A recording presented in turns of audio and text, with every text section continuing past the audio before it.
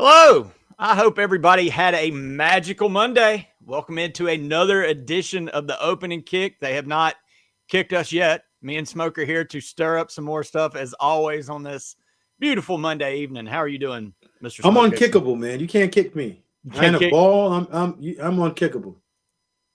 I like it. I like it. Yeah. Well, man, we're here. We got a lot to talk about, man. Sports world, even though it's the summer, making headlines all over the place. But before we get to that, hit that like and subscribe. If you are over on Twitter, X, whatever they call it, come over to YouTube, to the Bama Standard. Hit that like and subscribe so you can get all of your Bama content. But, man, we have a jam-packed show, Smoke. Saban's been trying to keep that influence going past his coaching days, maybe talking to the head man, Coach Trump, while he was down at the university on their commencement, I don't know. But Trump has now mentioned the words executive action in regards to NIL. How do we not dive into that? We're not getting into red and blue and your side's dumb. We're going to just get into the effects. Mind your damn business and stick to what you're good at. Yeah, that government's involvement in sports. How much does it need to get involved? That may be the direction we go with that. And that's going to bleed into the House settlement. I know my man Smoke's been following it, and we're going to talk about that a little bit.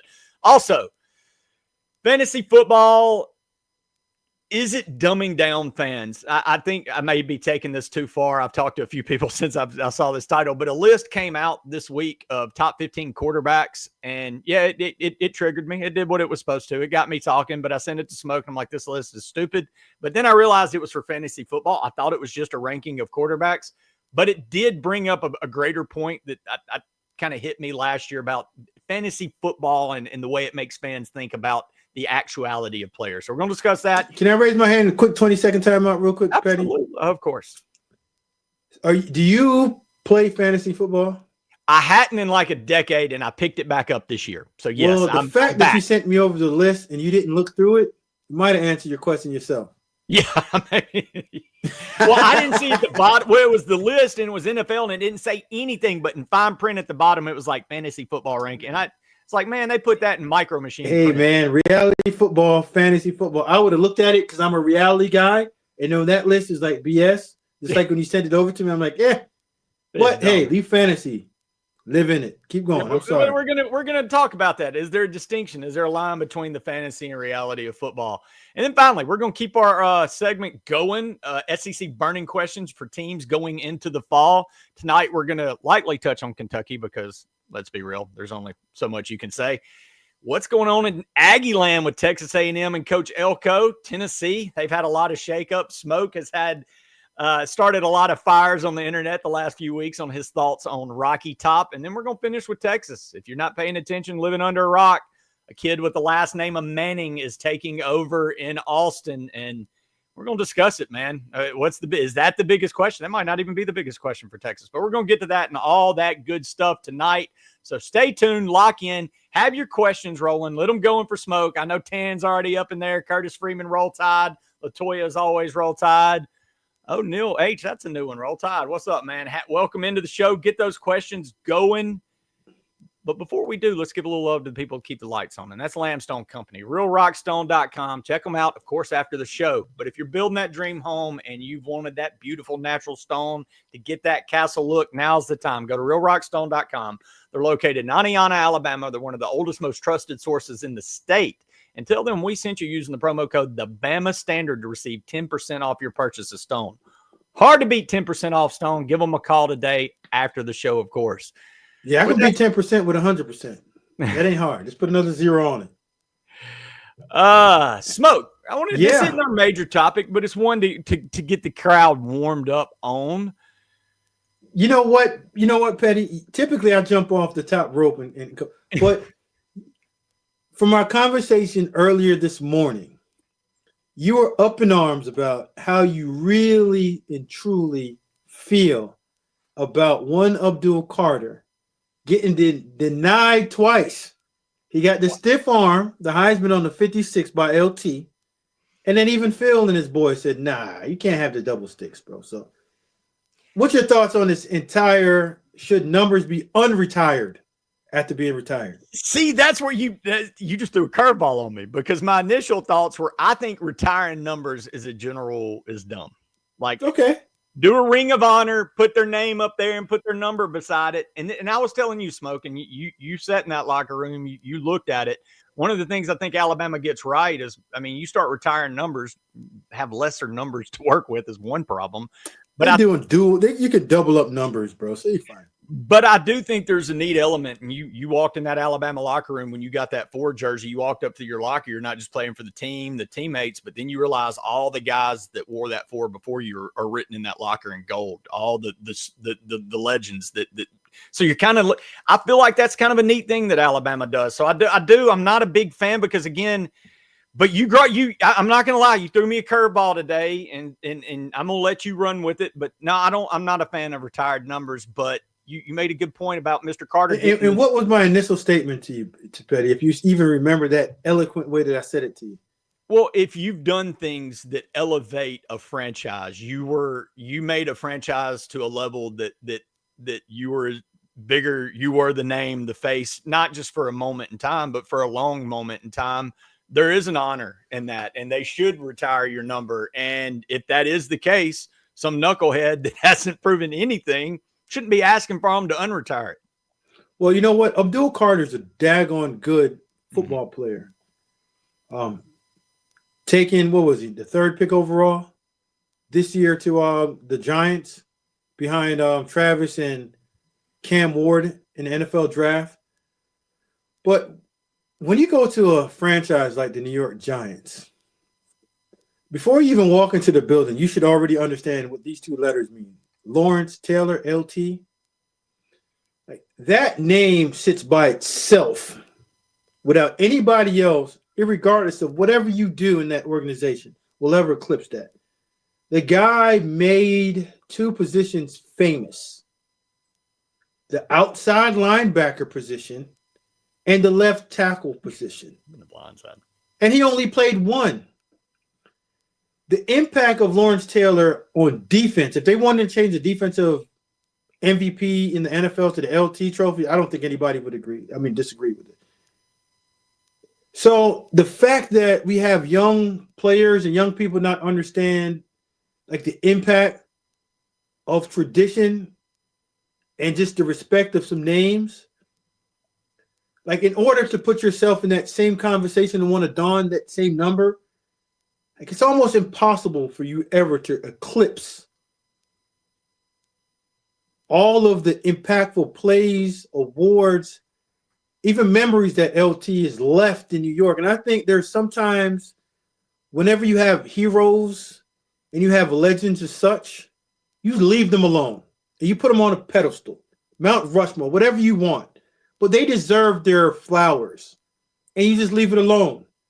And if you want to be better than that, then go get your own number so people can remember who you are. Now, even at 11, good bro, that's a Penn State thing. I get it. Like that's what you want to represent. Get the number 1 if you feel like you want to. Get the 0, whatever number that you want to get. But those 2 numbers are no bueno, no touch. So move on. But I just believe it's just this generation of young people that truly don't understand like legends of the game. And the elders, the old gray beard people like myself, you don't have that yet, Petty.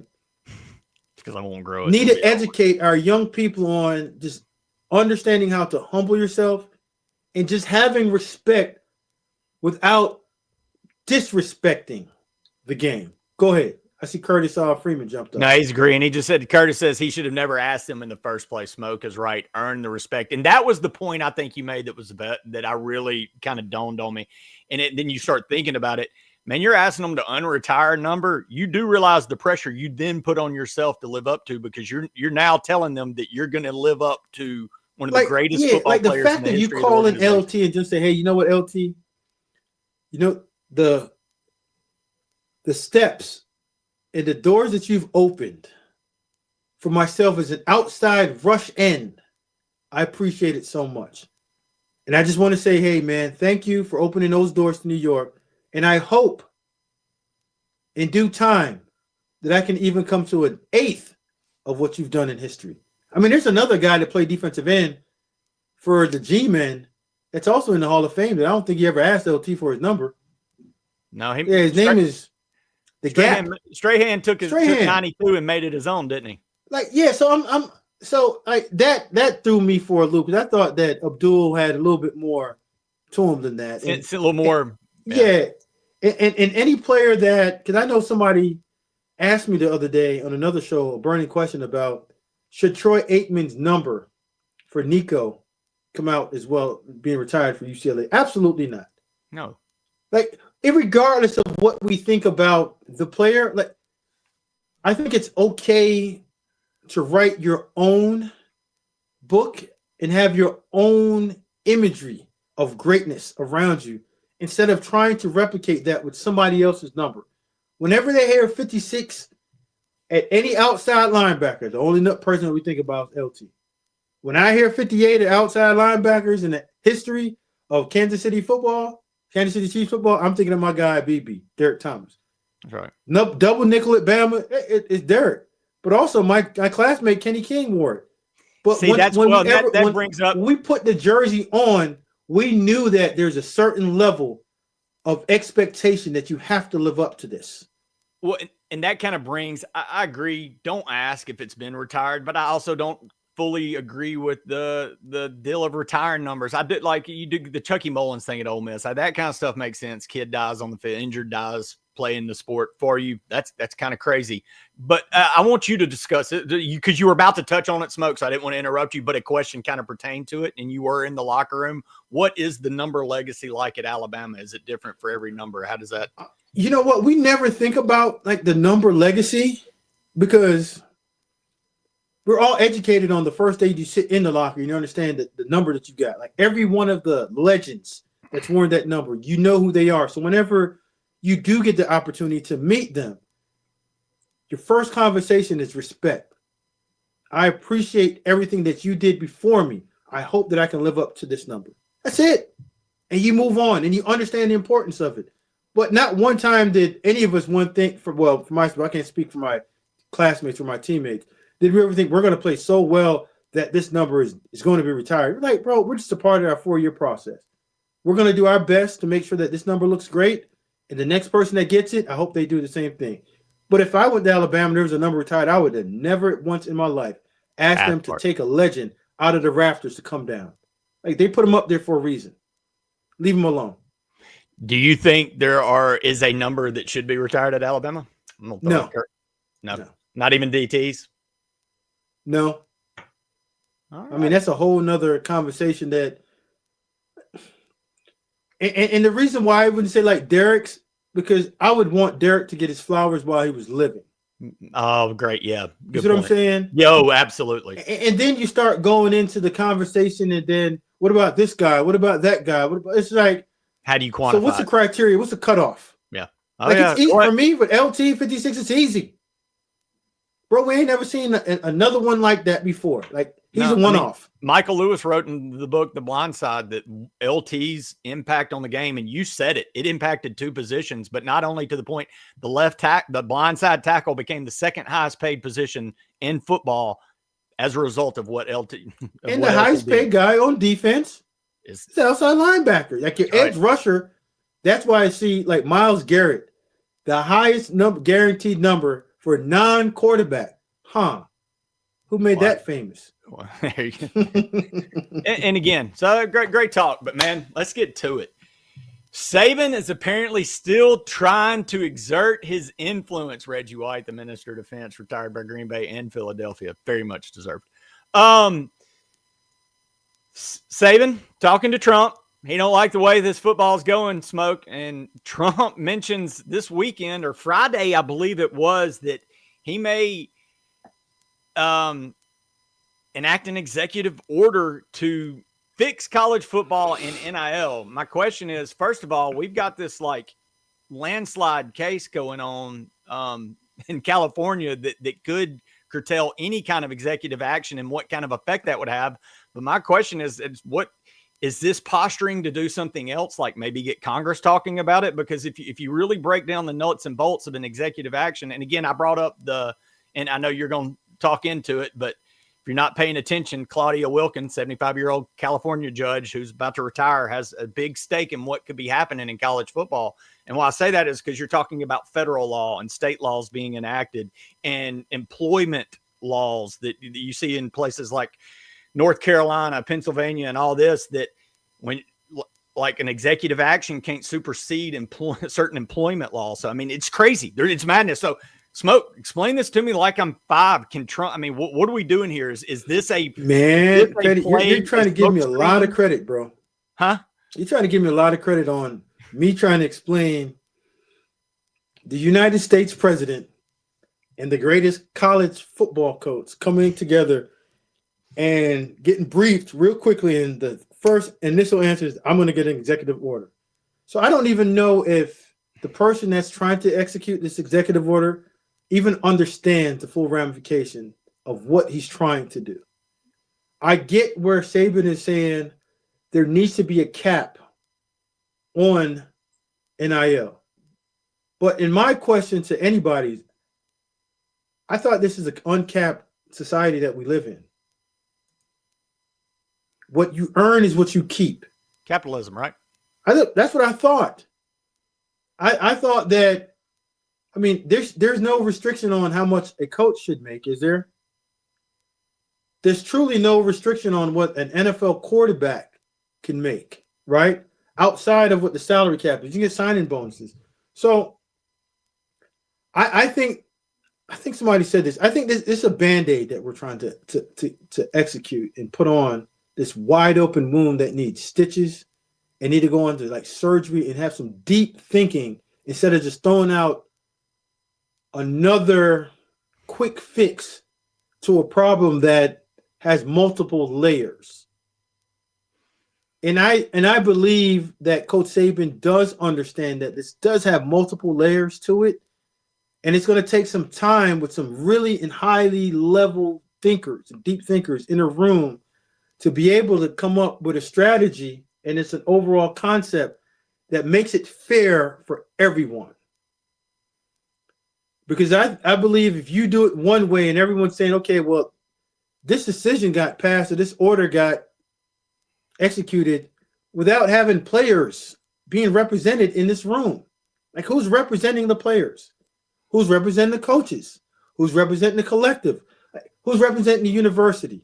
So I get it, and it sounds cool that two of the biggest names can get together on Kentucky Derby weekend and have a conversation that can spark a real good conversation that we should continue on with. But I think there's a lot more information that needs to get shared between multiple parties before we start executing something that all of us don't really have all the information that we need to make a proper decision. And maybe I'm just trying to slow play it, just like the settlement that we're going to talk about next. But it's all getting drawn out for a long cause in court. Now, last time I checked, I thought we played on the football field, not in the courtroom. And that's my problem. That's the biggest question. How much role should government have? And let's be real. I know we're all emotionally tied. We've spent most of our lives attached to this damn game, which at the end of the day, it's a game. It makes tons of money, which again, you brought up. I mean, aren't we capitalists? We're about making money. Why are we curtailing? If you finally found a loophole to make it, why are we stopping that? But how much influence should government have on this? It goes almost back to the baseball ball and steroid thing. All these guys were making millions of dollars and owners had no problem when, Juan Gonzalez and Rafael Palmeiro were hitting those home runs. But why did that even become a government influence? Like, why does government influence what we're doing in sports anyway?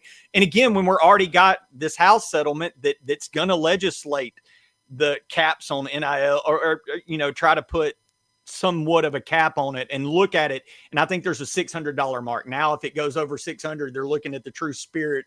If it's in the name, image, likeness spirit, not pay for play. Again, we talked about this earlier. Nobody really effing knows. That's why I say explain it like I'm 5, because we know bits and pieces, and then we run with what we think is the logical conclusion to those bits and pieces. But we really don't know the full parameter because there's so many. It's just so loose and it's so multiple layers. Yeah. Right. So go ahead and get you started a question real quick. Let me answer it before we move on to the next thing for my next point.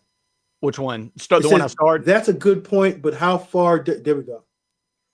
Ken Affey says, that's a good point, but how far does it go, Smoke? NIL in high school, middle school? All right. So the way that I always view things is, are you generating revenue for your school or yourself? Because if that's the case, you should be able to get, and we all have to remember what name, image, and likeness, when it first came out, it was supposed to be you being able to monetize off your name, your image, and your likeness. You. But then we got into pay for play. Like, the players didn't say, I want pay for play or give me the money. Like, you can't go and take the money. The money was given. And after a point, we got to, okay, it's okay for pay to play. Initially, that was a no bueno. Like, we could not talk about NIL and scholarship and play in the same room, or that was going to be a complete NCAA violation. Yep. Then it became, it's okay for play for pay. Then when Alabama got priced out because they didn't have enough money and other teams were being able to purchase better players, yeah, some people didn't like the way that looked. So you started going and saying, man, I might leave and go to Texas. If some of y'all don't remember that. That was a ploy for Alabama to get more money in the collective. If you guys don't see where I'm going with this, there's always one name that comes up with this. When it's not fair, it's always something else. So it's always layers. And I'm going to continue to talk about the layer effect, that we always try to move the goalposts when it's pertaining and it's not, everything's not going in your favor. So name, image, and likeness for middle school, if you can use that and profit off of it, why not? But name, image, and likeness has nothing to do with pay for play. Two completely separate entities, Absolutely. From my understanding. No, it is. From the initial setup of NIL. Which is, to my understanding, part of what the settlement, the House settlement is in trying to somewhat curtail or fix. Don Parker said, are they going to regulate the institutions making billions? Absolutely not, because the institution wins. It's not the players that are on the field that's winning. So that's another part of, like, who's representing the players in these long, drawn-out cases. Because, again, once it went to Congress and people were getting sued, the NCAA said, I don't want to have nothing to do with this. It's all on you guys now. What, Edward Bishop, speaking on that, Smoke, what is the NCAA's function? Do we really need it? Why have they been unable to resolve the NIL problem? Because the NCAA does not want to get sued anymore.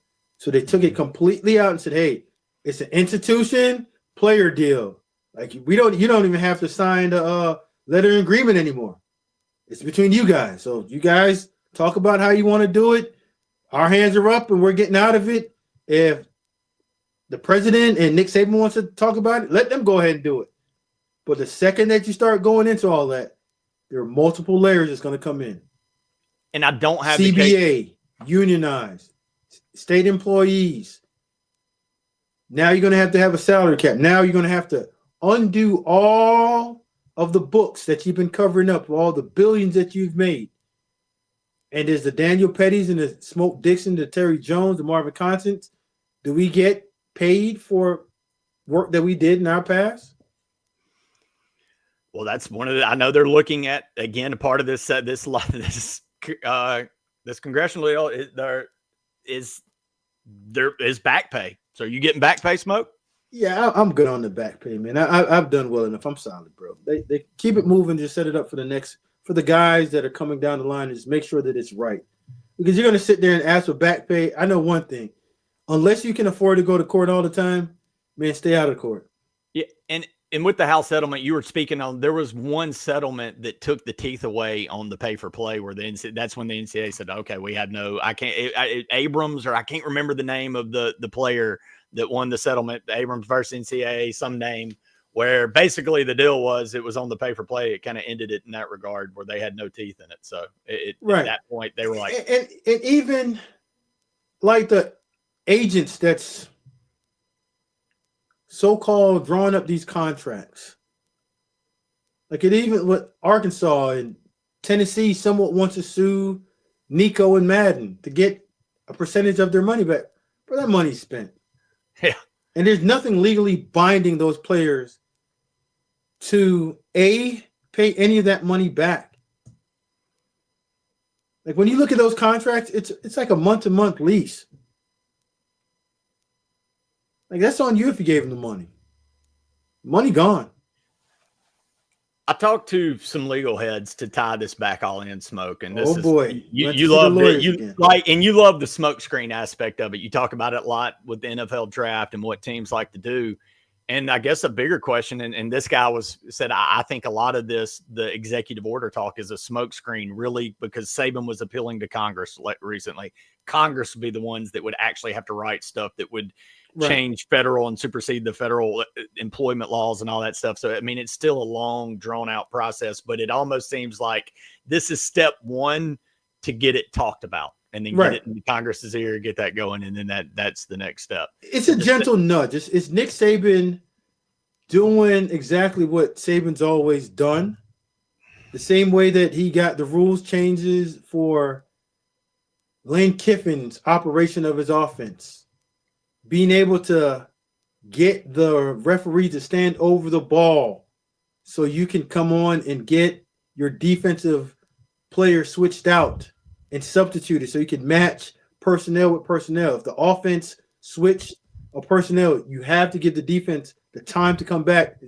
So when all that was going on, Nick was one of the first ones that came to the forefront, like, this is player injury, player performance. Why would it be?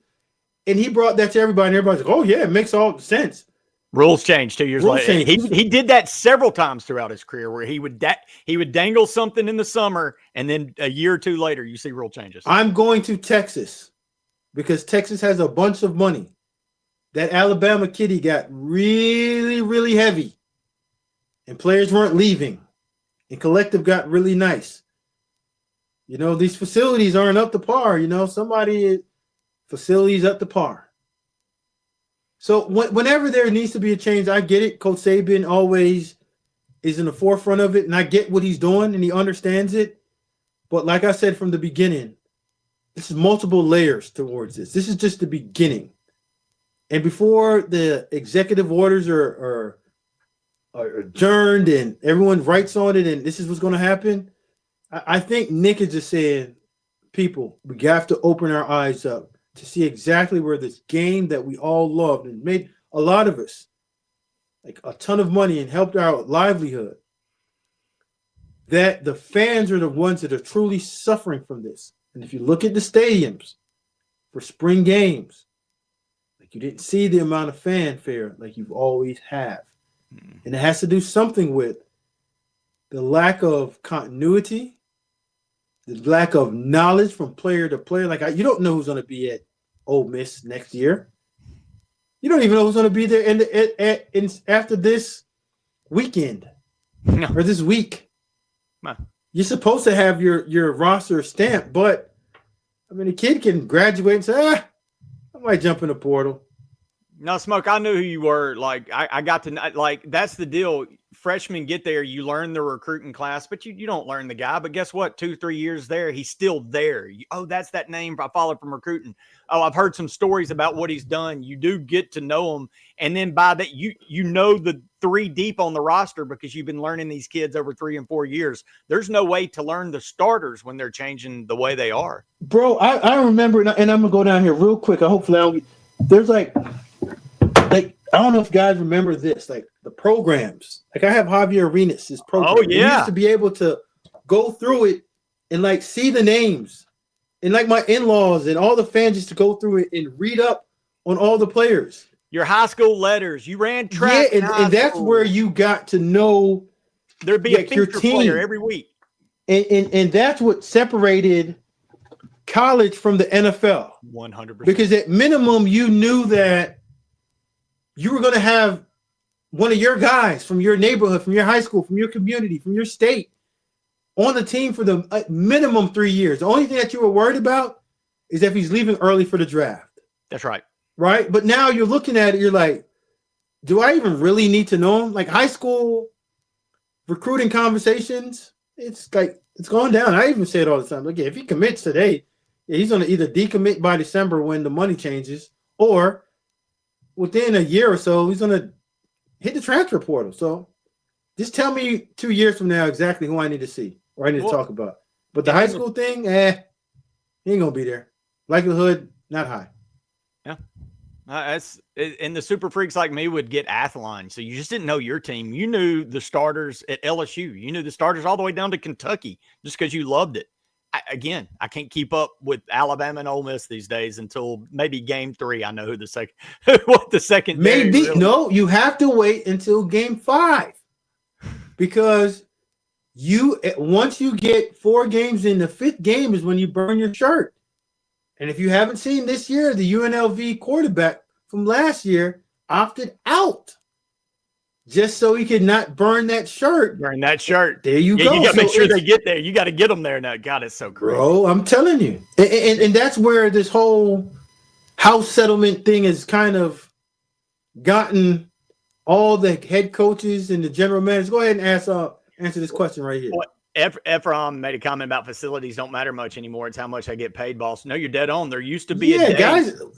Mike Locksley would always say this. He's like, if he would have known where this whole NIL engine was going, when they had that beautiful 200 and whatever plus $1 million facility, and a lot of those schools got it built up, you'd have been like, hey, listen, man, just give me this matches box right here and give me the rest of it in NIL so I can at least get the best teams. And if they dress outside while it's raining, they don't care anyway. They just want to know what that NIL package looks like. And for the most part, it's like dead on true. Like guys come in, they don't want to know about, what did our rehab look like? What does the education look like? What is this college scholarship going to get me 40 years down the line? Like, what does my locker room look like? No, how much am I getting paid? It was an arms race. Tennessee had the 100,000 seat stadium, so then Bama got it. Then LSU tried to build. And a perfect example, and look, I know I use them, but Lane Kiffin, Ole Miss had a $400 million stadium expansion in the works in 2020. And Lane Kiffin saw the writing on the wall and said, and look, if you've been to Oxford, Mississippi, it's what you said. It's a matchbox, erector set shithole stadium. It is old. Man, God, don't tell him like that, Pet. It's bad. It needs to be upgraded. They used to have high school bleachers. They finally got rid of that. Why upgrade when most of them don't care? They were like, hey, man, we got to impress these recruits. And Lane Kiffin said, take that $400 million and give it to me to buy players to play on that field. Yeah. Now they're competing with Georgia. So, it shows the stadiums. You're dead on. The point is, Ephraim, you're dead damn on. It don't matter. Those don't matter anymore. You're right on it. But to get back into this house settlement deal, FSU's another great example. They're not updating Doak. Nah, bro, just give me the money. Let me spend it. But even with the house settlement, like the story behind, we don't know when this is going to. It's supposed to be July 6th. Yeah, when everyone's supposed to know roster limit. Rev share limits, third party being able to go through and make sure that every deal that goes through for pay for player, NIL, whatever word that we want to use, meets fair market value. Well, I think we've all found out that Judge stepped back and said, man, hold on. We might be throwing things at these general managers and head coaches too fast. You want everybody to conduct business in 6 months, not knowing? And right now they don't know. I talked to a lot of GMs and a lot of head coaches and people within college football or basketball, and they're like, we're planning our roster, but we don't even really have an answer. Kenny Dillingham, the head coach of Arizona State, said he told a bunch of his good walk-ons to get into the portal because he thought the roster limit was going to be 105. I'm glad you got on that. That's what I wanted you to touch on. Not necessarily, because they might change it back to 120. So you're screwing with you're doing this in the vein of helping kids, but you're literally forcing coaches to screw kids over and put their livelihood or where they're going to school the next year in limbo. Right, because I don't have a spot for you to practice and be a part of this team. So I'm not trying to screw your life up. I'm just trying to give you a better chance to live out your dreams of playing college football, but I don't have the roster spot here. But that's not necessarily the truth, because that might not be for the 25, the 26 season. It might wait until the 27 season, or they might put this into play at the 26 season and just slow it down. It's okay. Instead of 120, it's 115, 110, 105, and slowly wean them off. And it's the same way with the cap, the salary cap. Like, what number are we working off of? Are we going to go into it this year where every one of our deals is going to get combed through by a third party? Or a lot of teams, what you've seen is they're overpaying players, giving them these balloon contracts, knowing that they have to spend the money that they have in their collective to get through this year, because they're not going to get viewed and looked at this year, hoping that next year is the year that they look at it. But that might not be the case. So you have guys, general managers, cap guys working on an understanding that there is no understanding. Yeah, that's why guys like Courtney Morgan have gotten to be like, what? Wake up every morning like, I don't know. What do we do? You don't know. Yeah. And that's always the case with this college athletics. NCAA was like that. Now you're throwing it in the court system, and you and I both know, once you put it in there, like, a judge is going to come through and look at him like, you want these people to do what? Like, it's hard for us to pass the speed limit law abruptly like that, much less asking 134 schools to, hey, this is the budget, this is the roster limit, and within a few months, deal with it. Yeah, and we're not even like track. Your track coach is being told, hey, you've got 34 spots of people. Now you've got to make it down to 17.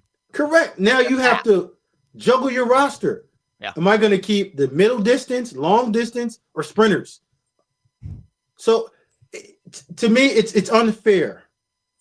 And a lot of people's jobs are on the line. And a lot of kids, like, just think about it. If you walked on for 2 years, mm-hmm.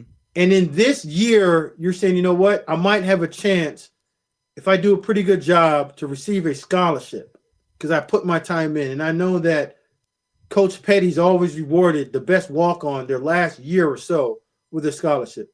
Now you got to go somewhere else, because I look at you and be like, hey, listen, buddy, you've done an excellent job for me, but in this 105, I need an offensive lineman, I need a defensive lineman, and you're a receiver. We don't need you.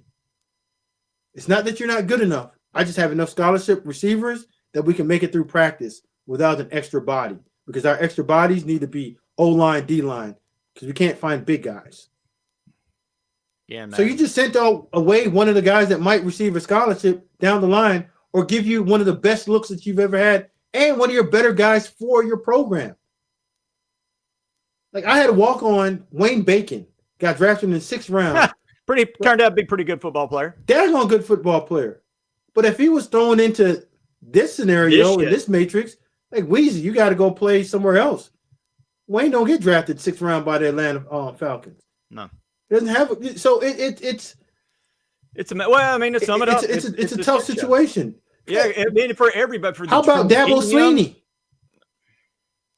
Right? Like, his life changed. Being able to be put on scholarship. Yeah, at the University of Alabama. Like, so to me, that's where we really have to get it right. Get it right and take some time and make sure that we unpack all the layers and make sure that we have the right representation in each room, speaking on the behalf of everybody. And it's not a one-sided thing. Because if it's just the adults that's speaking, like, the young people on the other side need to speak as well, too. I got to have rep. Got to have some representation. Absolutely. Speaking of representation, you can't go anywhere. I'm just saying anywhere. I was going to make up a Tuscaloosa without your title towel. Go to whitwillsports.com today. Get that title towel. whitwillsports.com. Give them the promo code standard. Get 20% off and show up to Bryant Denny, Coleman, Sewell Thomas, where Bama boys are still swinging around, out to the softball field. Go support those track folks. Their other coaches are having some shit with that title towel. Get it today. Tell them that Daniel Pettey, Smoke Dixon, and the Bama Standard sent you, and make sure you give them an opening kick when you go through that door. That and if you need a fan, make sure that you constantly are smoking when Marvin and I are on. Pettey, you like that, don't you? Yeah, I love that. And that is one of the smoking shows on the circuit. Speaking of smoking, look, you asked me, and I'm gonna preface this before we get into it, because Smoke's not a fantasy guy. I took a decade away from it. I had a buddy who chimes in here from time to time, lives around me, taught me into doing a dynasty football league. So I'm like, all right, I need to know my crap. So I've never done a dynasty. It's been a decade. I'm going to watch some videos so I know what's going on in this world of fantasy football. And, man, so I watched the ones that got the most 100,000 clicks. And it's these nerds talking about, I'm going to Anthony Richardson in the first round and all these guys that I wouldn't even have thought of by watching real football to take. And I'm like, well, maybe they know something because points are different. I get it. It's fantasy. It's fake. But there was still the football side of me. It was like, these dudes might not even be the starting player like by mid-season. And you're talking about Pettey, can I just say time out for 1 second? Ephraim just said something like what I truly disagree with. And I apologize for interrupting. No. You can't put coaches and student athletes on the same level of pay. Why not? Well, my good friend, ask Cam Ward what he did for Mario Cristobal in Miami. And you tell me who should have been the highest paid employee at University of Miami. Keep going, Pettey. Sorry. Fantasy football, the smart people, not call. You got to stop with the name calling, bro. Who did I call? You call them nerds, man. I'm a nerd outside of the sports stuff. Cool. So nerds are a good thing. Realm of Game of Thrones, and we'll get real in Star Wars. May the fourth be with you. That don't make you a nerd. That just make you one of those guys. But so anyway, I'm watching these videos with guys that, come on, man. It's the ones that some of you guys like maybe not have ever played football, but listen. So I'm listening and I'm thinking, okay, well maybe they're onto something with this Anthony Richardson. I watched him in college. I don't think he's even going to be a starter midway through the season. And here's my thing. It seems like, and these had hundreds of thousands of views. So people are watching this, and then when AR doesn't work, all these 100,000s of people that drafted him in the first round are like, man, this guy sucks, or what? I feel like so a list came out today. I'm bumbling over this, but a list came out, and I thought it was just ranking the top 15 quarterbacks for next year. And it had things like my boy Baker Mayfield down here in Tampa ranked ahead of Josh Allen. It had Drake May, J.J. McCarthy, Justin Fields ranked ahead of Patrick Mahomes, which maybe they do in the world of football. But what that does is start getting in the minds of people that, oh, man, these guys are something that they're really not. And then when they bust, I think it gives false perceptions of fantasy football versus reality, because there's no reality that Patrick Mahomes to this moment isn't the one quarterback in all of football you take to win you a freaking championship, right? But you look on this list and he's the 11th best quarterback in the NFL. Does that shape perception, or maybe I'm taking it too far, Smoke? You know what, Pettey? I am probably one of the biggest anti-fantasy football people on this planet Earth, okay? It's called fantasy for a reason. It's make-believe. So the second that you try to normalize this and put like deep thought into fantasy football, you have to come back to reality and understand that you're in a world that it's not real. They're going off of different matrix that it's not necessarily like winning the game. They're just trying to win with different strategies, which I appreciate, because I think we all should find something that you're passionate about. And it seems like you're real passionate about your fantasy football. Well, but is it shaping people's? Is it giving people a false reality of real football? Because Jaden Daniels, I think it's giving people. To me, I'm too serious about football, right? Mm-hmm. And because the fact that I won't even look at fantasy football, I'm not even interested in it. There's another side, and there's other people within the space.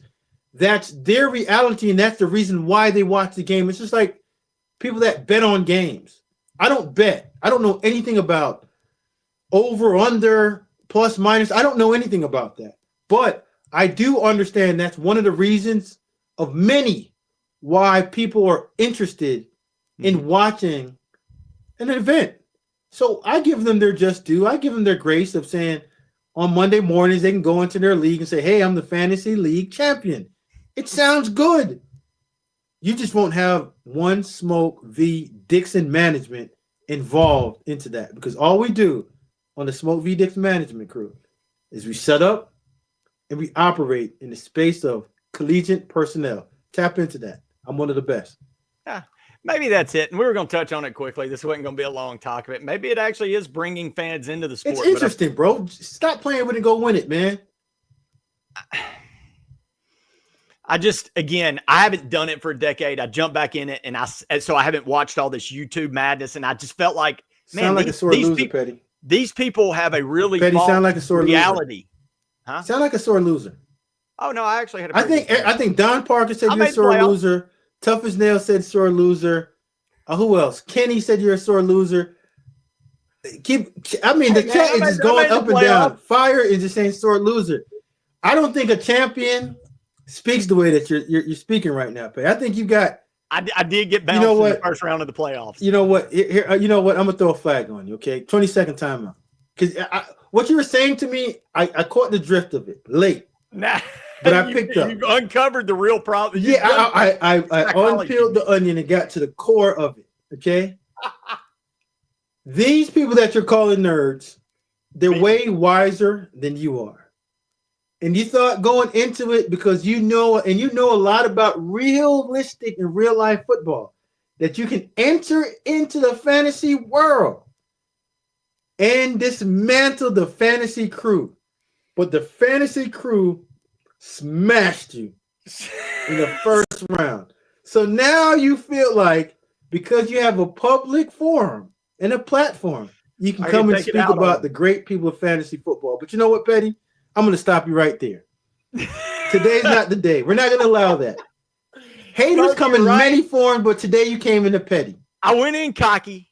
I thought, I know I'm a football guy. I'm going to beat all these fantasy. Yeah, wax. This is my guy. This is the league guy. This is the guy that runs the league under us, Jason Calvert. Fantasy football is a multi-billion-dollar industry. You may not like it, but it helps drive the engine of the NFL Shield, and that's and that's where you hit on a point that I probably didn't even give enough credit to, is the draw. It has drawn fans in that it normally probably wouldn't have. Bro, everyone's not a meathead like us. They don't care about the analytics on third down. And bro, listen, I want to see how many touchdowns Alvin Kamara gets catching, how many receiving yards, rushing yards, whatever matrix that they use, man. Shout out to them. Stay in tune, stay interested in the game. Anytime that you see Petty try to sneak in y'all league, keep busting them up. I think that's the problem. I was going into the playoffs one of the favorites, and then just got straight up. Jonathan Allen busted on me. Henry didn't do shit, and then the next week they all went off. All right, it's all coming out now, Petty. Sometimes when we lose, you just got to cover up that. You want to know one that's going to blow your skirt up after our conversation pre-show? Hey, Dak Prescott. I was thinking about it, and I said, you know what? He's trying to get me to agree with him. I'm not gonna. Dak Prescott's on my team, Smoke. Hey, I don't care. Leave the fantasy people alone. If y'all want him, y'all jump in the chat. Y'all jump on the Bama Standard. Get online, and you don't at me, at him. Crush him, because he ain't trying to live y'all life right. Trust me, Jason. He'll come over and let me know. Get the fantasy football mafia on Daniel Pettey. Bring it. It's probably coming for me. I'm gonna catch all kind of heat after this. Yeah, you should. It's gonna come up right here. Like his handle on problem was, Smoke, is I'd planned a league sell it. Like I was gonna have a parade for myself once I won the league. I was going in the playoffs a little cocky, and then I just got shell shocked. Maybe that's not my. Shot him down. Get out of here. You know what is on fire other than not my fantasy football team, which is the name of it is AJ Brown's book club, by the way. SEC burning question. SEC fans are always on fire, Smoke. Even the ones up in the Bluegrass State. They are on fire for the hope of another 7 or 8 win Music City Bowl season. But it's time to talk a little SEC burning questions. We're going to Kentucky. We're going to go out to the Texas A&M Aggies. We're going to go up to Knoxville, talk a little Tennessee. Some fans you've made over the past few weeks, I believe, Smoke. And then the big bad newcomer that flexed last year. And boy, have they been flexing on message boards and letting everybody know that Texas is just the biggest, baddest thing. But man, second best program in the SEC 2 years running. Keep going. And now they're coming with a Manning money. So we're going to talk a little burning question, Smoke. Let's get right into it. Give me your first burning question about Kentucky. You said 7 or 8 win season. Not gonna happen. Sorry. Okay. You don't. No. Hey, listen, getting Kendrick Law to play wide receiver, K-Law running around with a bunch of misfits at quarterback. Zach Calzada after Auburn and A&M. Listen, boy, they love him some Castle. I respect Coach Stoops so much as a coach, and I think he's one of the better ones in the SEC. He does a lot with not much. Listen, if he's not going to get 7, he's going to get 6, and his team's going to come out there and they're going to fight till the end. And if they're not good this year, they'll be back next year. But with the current schedule and the way that the SEC is laid out, Sam Green, I know Sam is from Maryland, the DMV. I didn't take him at Maryland. Certainly wouldn't take him at Kentucky. No bueno. I'm going to say Music City, Kentucky, no mas. But they might be down in Birmingham in a beautiful stadium. I was just down there watching the Birmingham Stallions versus the Memphis Showboats. General manager Jim Monis, one of my good friends, put together a wonderful team with a budding star named Kai Loxley at receiver. Just shouting out those two guys. Two of my better friends in the world. But no. Is Matt Corral, is he the starter or is he road? He's injured right now. Oh, okay. He's injured right now.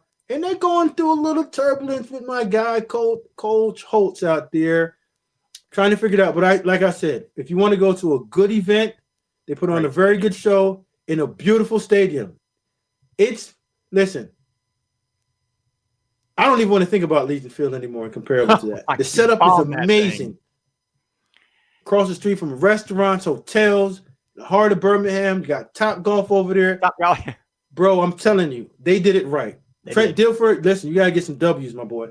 No, they did Birmingham. That was long overdue. If you haven't been out to that stadium in Birmingham, it is absolutely beautiful. I think they're doing a lot of the high school championship stuff now there. It's in a central location. It's easy to get in and out of. It's perfect. They did it. Birmingham, kudos to them for getting that done for sure. Bro, did it all. Listen, I sat in the suite next to the mayor the last time I was out there. We'll get into the politics. Yeah, I might be running for something. We'll get into that next time. But let's head out to College Station. Elko's second year after leaving Duke. Man, people kind of slept on him at the end of the year, but weren't really paying attention to a young man named Marcel Reed, who, as a freshman, really kind of put A&M on his shoulders and gave them some life offensively. Listen, but Nashville, Tennessee's own NBA. Okay. Home of one Barton Simmons and Clark Lee. Montgomery Bell Academy. Marcel Reed is a player. Mm-hmm. He's one of the names that you need to know in the SEC in terms of the next year or two in the NFL draft. Budding star, improving as a passer, very good dual threat runner with the ball in his hands at the quarterback position. Got a live arm. And they got a receiver that transferred in from NC State. Concepcion. KC. He's going to put a lot of DBs in the SEC on notice.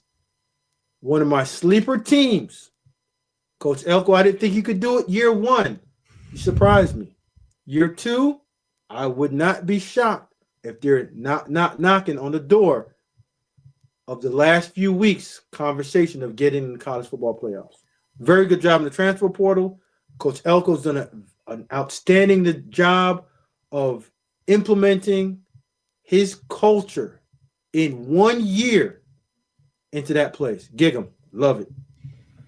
My one question, and it's a team that's burned me because they've never been short on talent. You know, they got Mario Craver also, the kid out of Mississippi State who's looking to be a starter, young guy.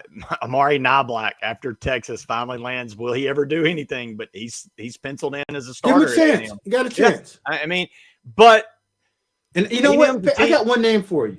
It's a kid that I really like. His name is Terry Bussey. Athlete. Defensively can do it, but put the ball in his hands, dynamic with it. They have a lot of options on offense, man.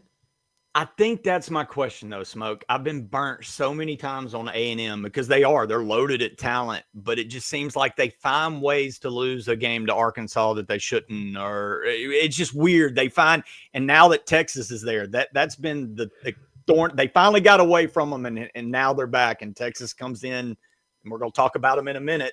Kind of taking over. That puts pressure in College Station, and I'm with you. It's probably one of my more intriguing teams going into. So I got to win you over a little bit more. Okay, good. Here's my closing argument.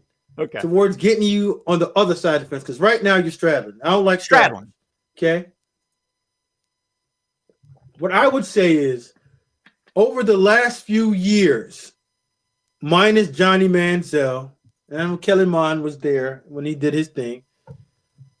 Whenever you have steady quarterback play, towards the end of the season, that's where the good players at the quarterback position can get you over that little hump called winning football at the end of the season. And I'm telling you, I love the crop of young quarterbacks in the SEC. A year ago, they were too young, and everybody said, oh, my God, quarterback play is up and down the SEC. But even you remove Nico away, Taylon Green, Marcel Reed, DJ Lagway, Ty Simpson, Nussmeier. Bro, kid's got there's some smoke behind the and Simmons we ain't kid. touch on a guy from Texas. We're going to leave that guy's name. We haven't even mentioned Lenoris Sellers is another name. Sellers. That's tough as nail. What's my opinion? Hey, our opinion is you better buckle up because Dylan Stewart's going to be coming like hell off that edge, and it's going to be in South Carolina where they're waving those towels and it's going to be loud. And Lenoris Sellers, if he takes a step, like it goes down at the 5 points in Columbia. Them boys get loud.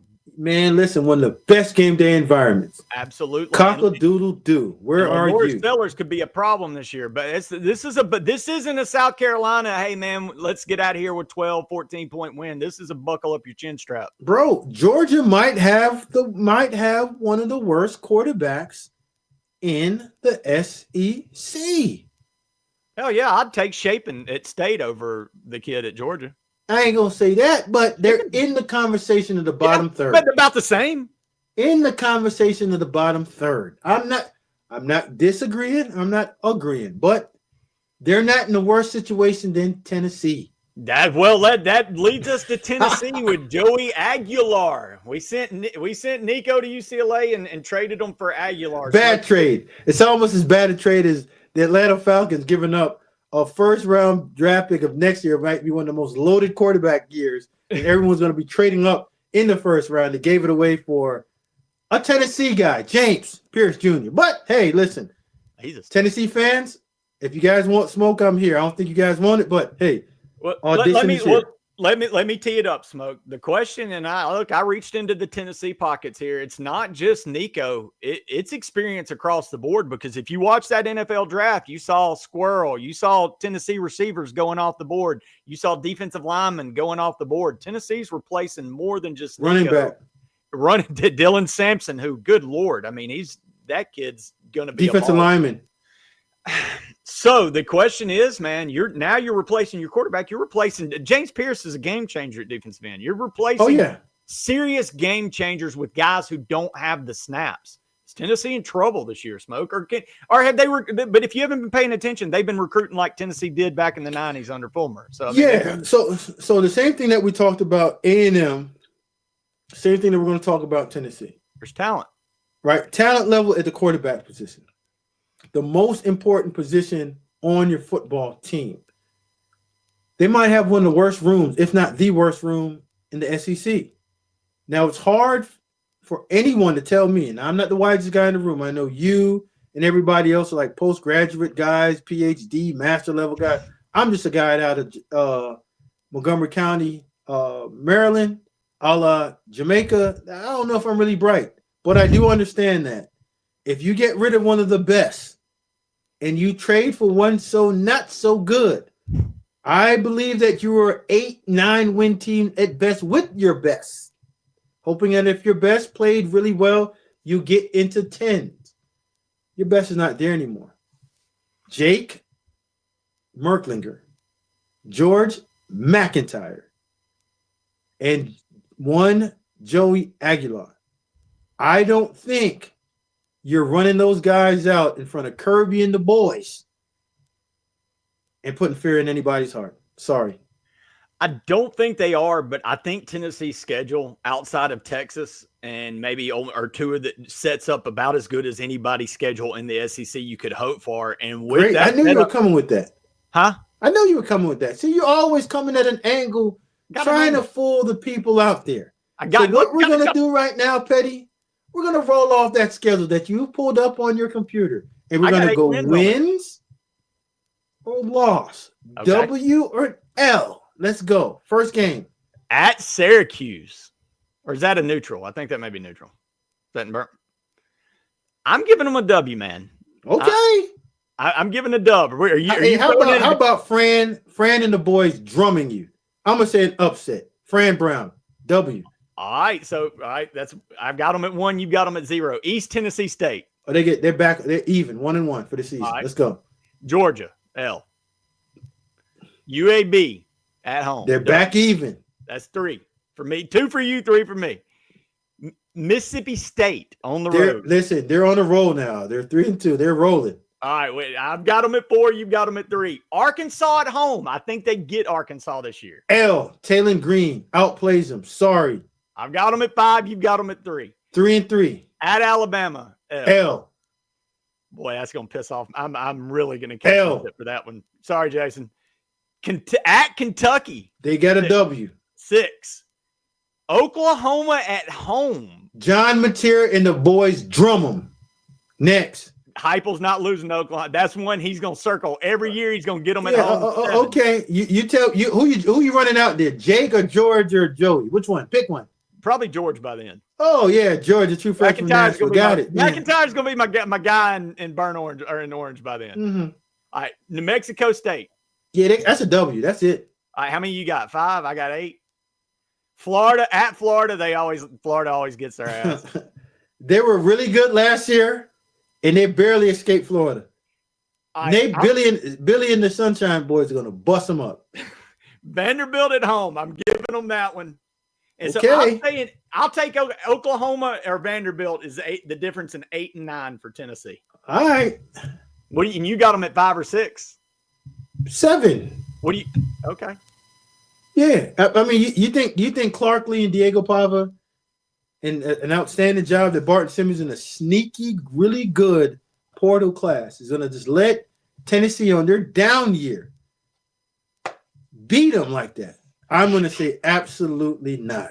I know history don't matter anymore, but I've got to see Vanderbilt go into Knoxville and win to believe it. They said the same thing, and I told a lot of people in Tuscaloosa when I was working at Vanderbilt that in due time, if you guys continuously go the way that you guys are doing in recruiting, Smoke, Barton, and Clark Lee and the Vandy boys will get Alabama once. If you don't believe me, Petty, I'm not known for lying.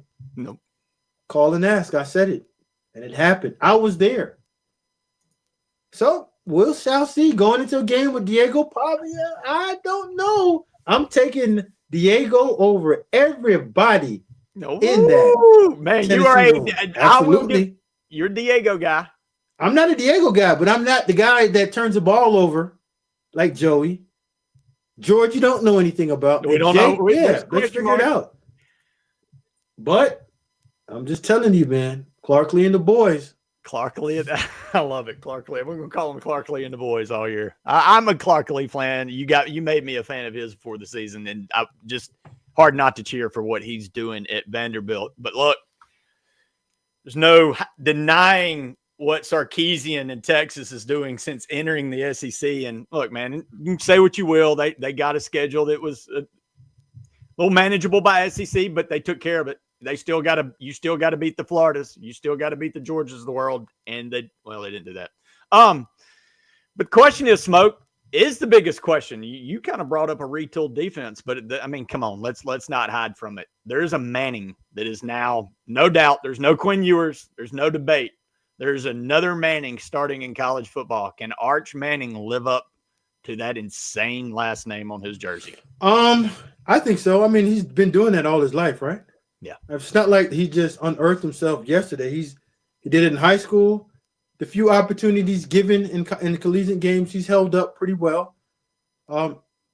Quinn did get benched, and he came in and played well enough in important games.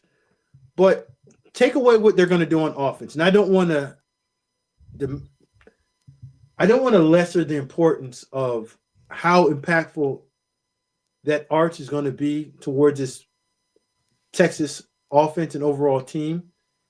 But what Brandon Harris has done with the interior defensive line of adding, I want to say 5 new players. And these are all good football players, interior defensive linemen, averaging 6'3", 330 pounds. Proven names, proven players. He's retooled that interior defensive line, and I think that's going to get him over the edge this year. Because if you go back 2 years ago, they got busted up physically. You go back and you study the Georgia film. They didn't have enough beef. And last time I checked, that's what they do in Texas. Cattle, beef, big people, pushing other big people around. Offensively, they did so. But even going into the last game, they had Ohio State. But they chose to go sideways instead of going vertical downhill. That's a direct reflection of physical power football. And I think they've done that by retooling the interior defensive line. And I think that's what's going to get them over the edge in the national championship. And I have Texas early, maybe too early, national champions. Ooh. Well, you're right, man. They brought in the Brevard kid from Penn State. You've got Alex January, who's coming in, that's going to be a starter. That's a big old boy. And then you talk about Ethan Burke and Colin Simmons that they're coming off the edge. But then Hero Canoe and Travis Shaw, they were both out Hero of the Canoe, a very good football player at Ohio State. Just ran out of, they just have a lot of good guys. Yeah, you're running it. Mondre Watson coming out of Syracuse. Good. Levon Johnson out of Maryland. Good, thick, productive, rotational players. They lost 2 in the draft. They got 5 to replace. Roll those guys around. Your interior, you're rotating 6 guys inside. If they're all playing 25, all out, no doubt, balls to the wall, effort level play as an interior 330-pound player, you're going to have a mean machine come January and December to play against Texas in a slug out, all downhill physical game. And I know and I believe that Arch Manning understands how to play that quarterback position. And he knows when you get into playoffs, every possession counts. So it's unlike the regular season where you go up and down the field. No, it's possession by possession. You take it away on defense, slow the game down on defense, and play physical downhill football and run the ball at a high clip. Those running backs that got hurt last year are coming back. I like to see it, man. I think Texas is there, bro. I think they're dangerous. And if Manning, and look, man, living up to a last name like that can be hard, but I think that's one of the benefits to having the last name he does. If you know anything about the Manning family, they're pretty humble, but they don't make that much of their own name, and they humble themselves in that kind of way. Look, I get there's elements. If you don't have a little bit about you, Peyton's got his. You got to have that to be that good, but there's also an element of that name's not going to eat the kid up. He's been prepared the right way. Yeah, he has. And in the age of guys running left and right and going to different schools and self-promotion and like he's been the best in Texas for 2 years, and we didn't hear nothing about it other than I'm gonna wait my time, and when I have packages that's put in, when my number's called, I'm gonna go out there and I'm gonna approach the game the right way. There's zero reason for me not to believe that he's ready for this moment.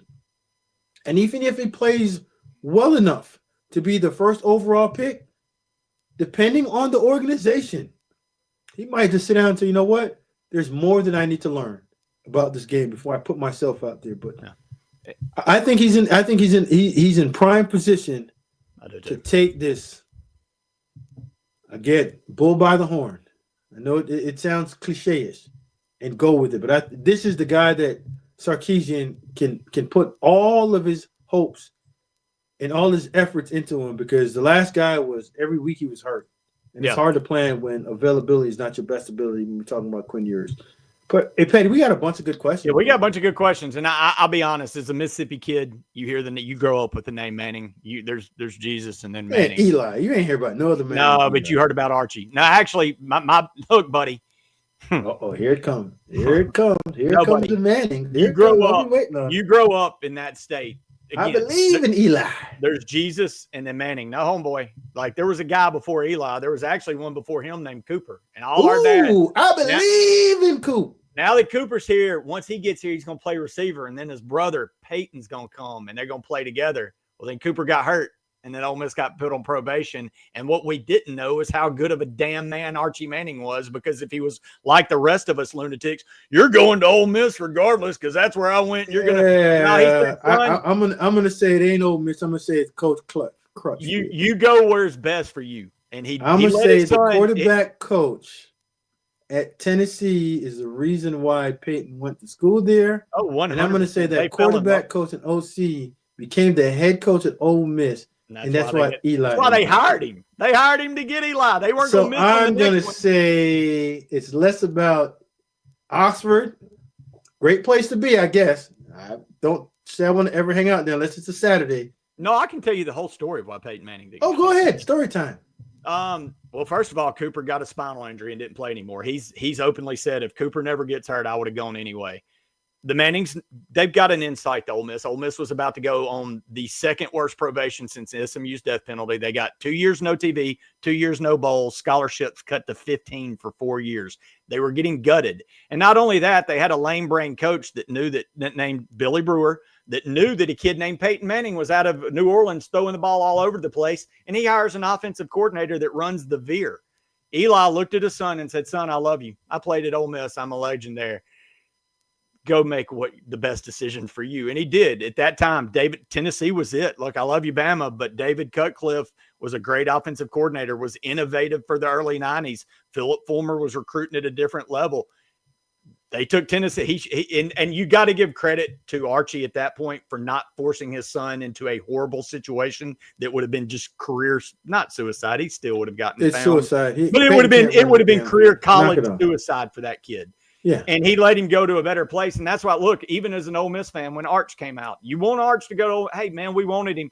But again, his dad was an Ole Miss, was a legend, Cooper. His dad said, go make the best. I think they made the best decision for even Arch. I don't think he could have made a better decision for his football career than go wait his time under Sarkisian at Texas. And I think it's going to work out in the long run. So, no, very much a testament to Archie Manning and the tone he set for, I'm not going to do what most people would do, which I'm going to force my life on my kids. He never did that, which is, again, I think it's going to bode well for Arch. And I know we've gotten on long enough with the Mannings, but I don't see this kid not living up to that last name.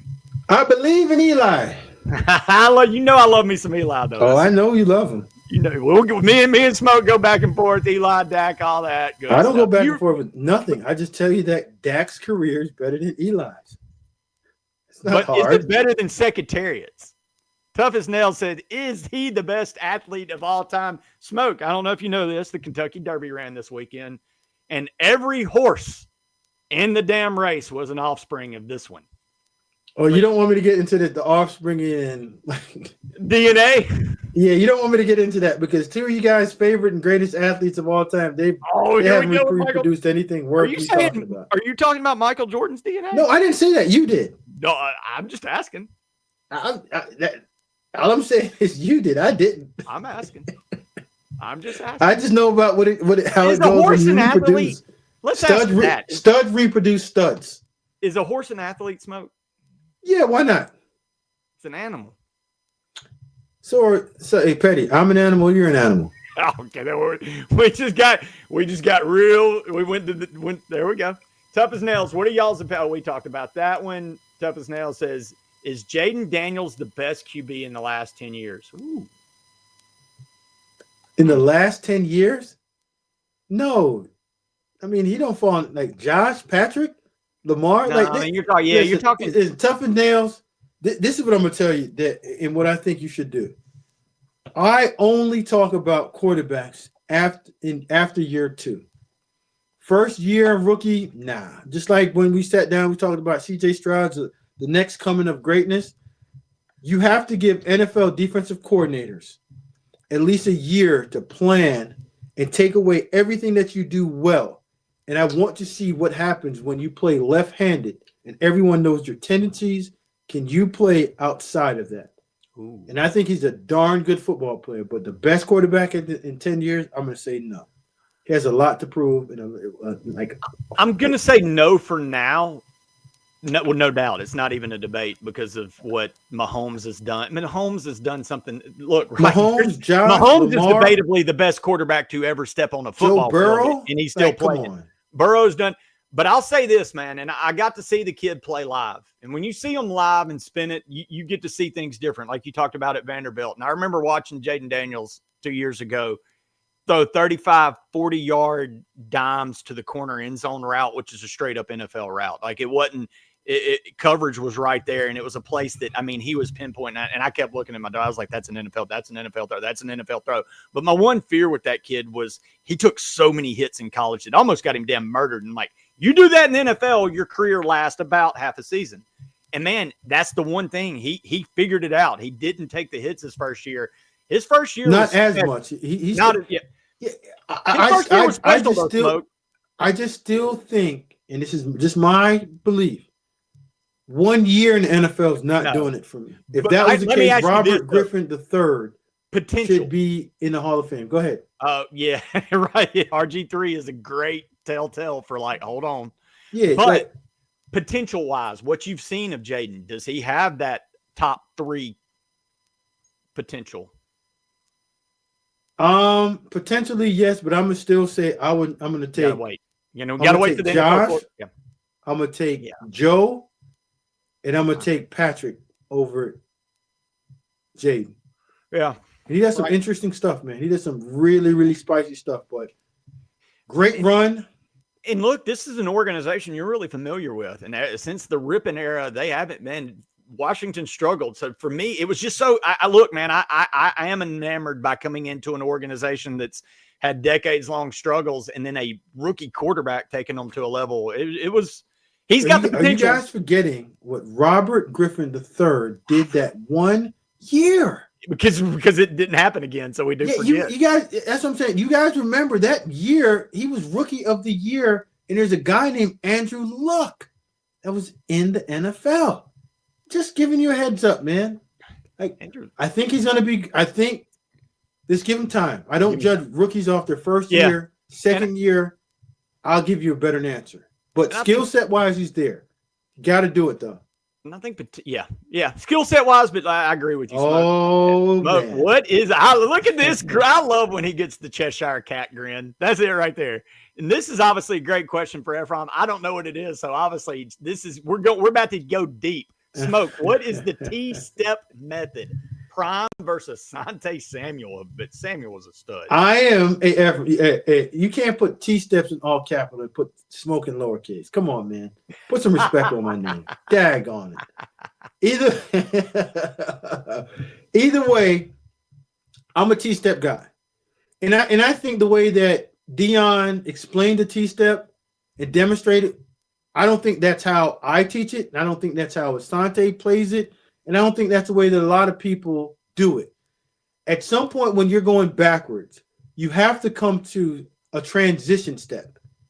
And it's not turning your leg all the way till it turns into a T.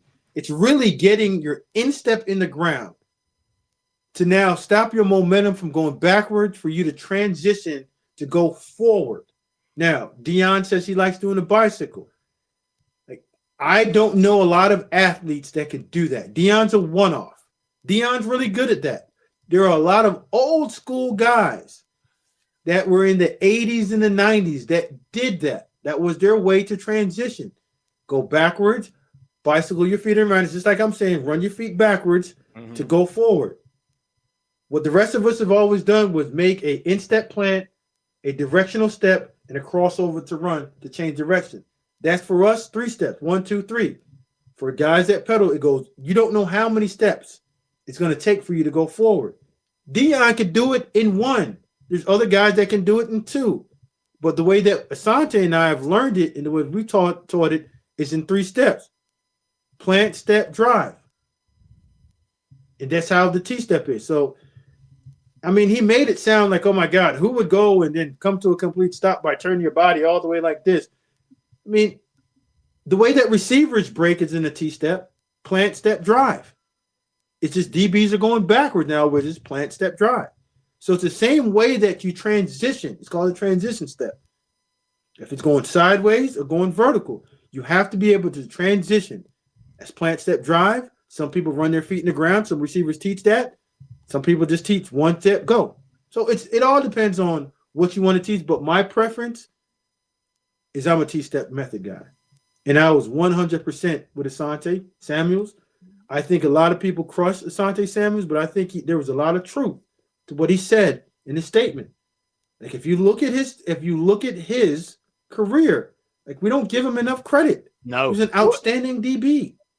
Maybe the most instinctive defensive back to ever play in our era. Do you think he was better than Dion? No.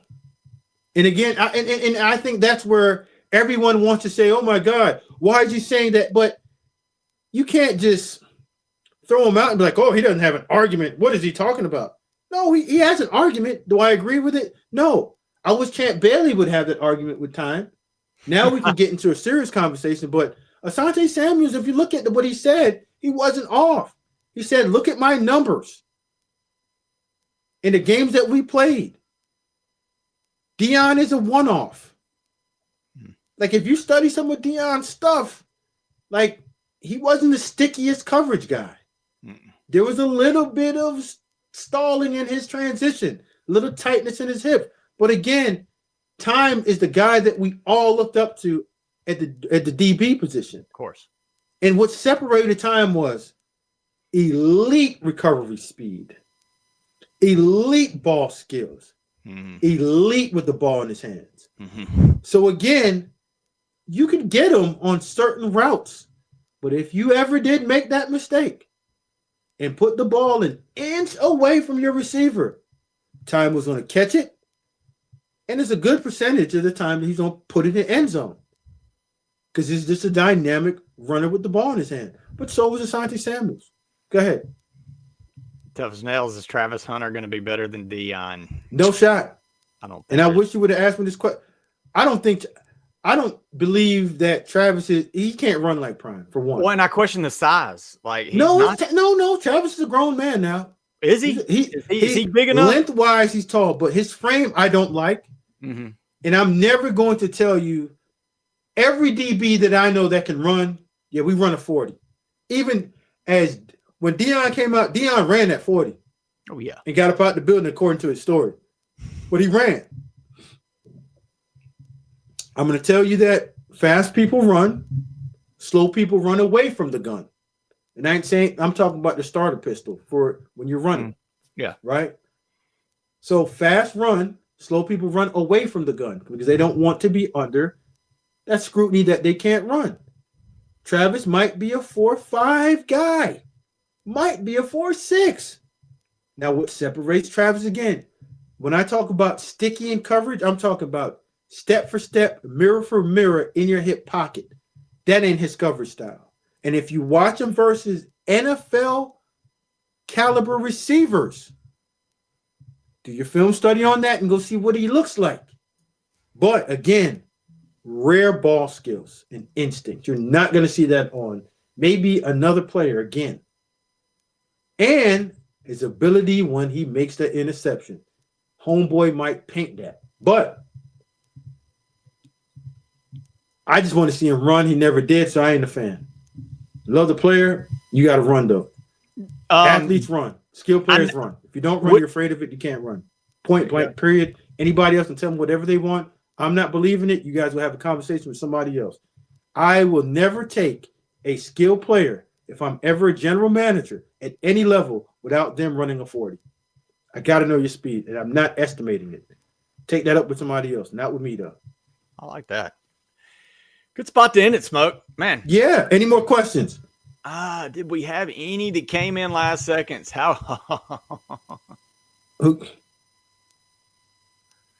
Where does Daryl? I mean, you've got Champ. Yeah. Now we're talking about sticky coverage ability, hip for hip, step for step. Him and Aeneas, like Aeneas Williams was a problem. Eric Allen was a problem. D Green was a problem in terms of like Daryl Green has better cover skills than Deion Sanders. And I think the difference. Now, hold on. The difference with D Green and time is D Green hands were very much so suspect. But you talk about hip to hip, step for step.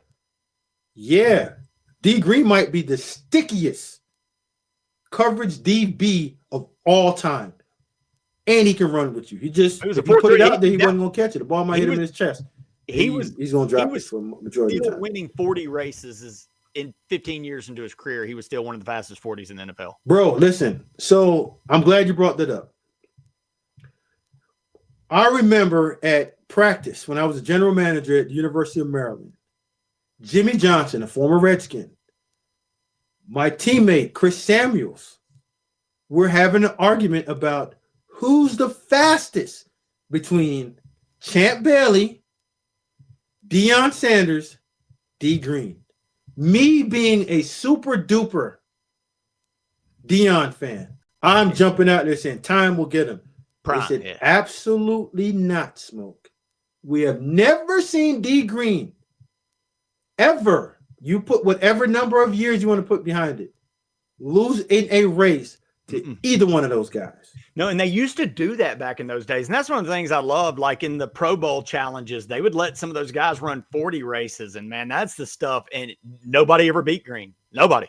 He was in that. I want to think he was 18 years into his career and he was still winning the 40 race. Listen, when the old heads told me that, and they were teammates with him, they're like, man, okay. I hate what you're saying about time. D Green. And I had to humble myself that day and say, you know what? Let me make some phone calls.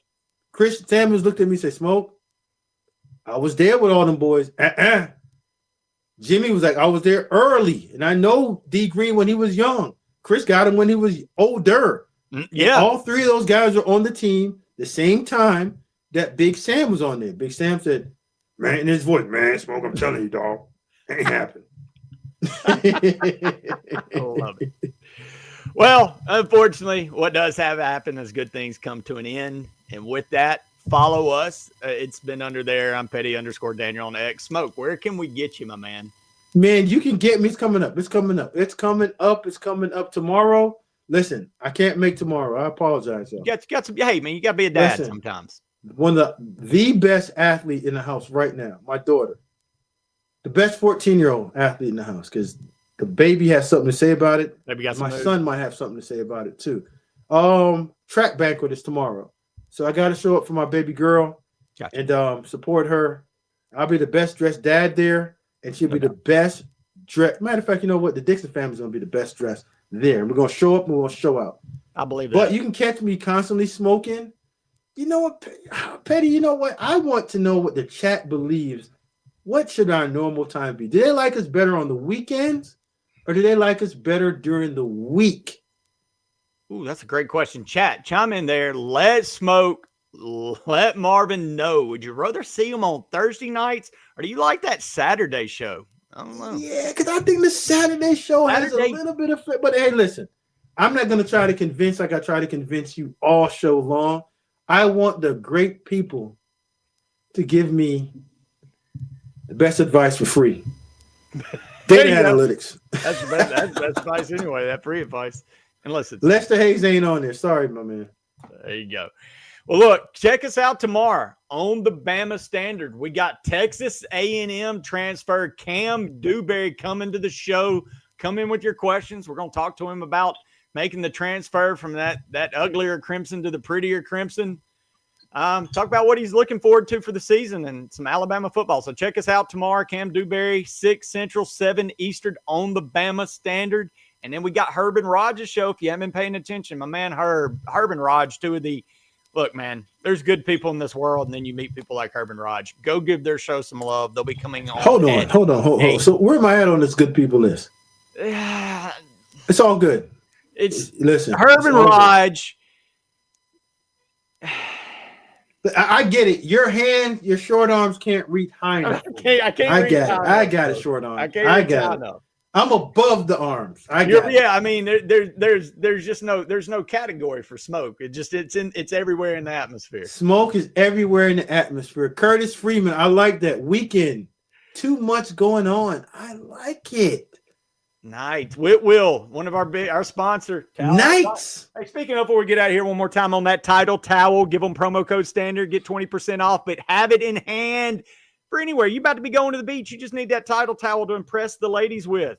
Go give Whitwill. Are you a towel tie around the waist guy, Petty? Huh? Do you tie your towel around your waist?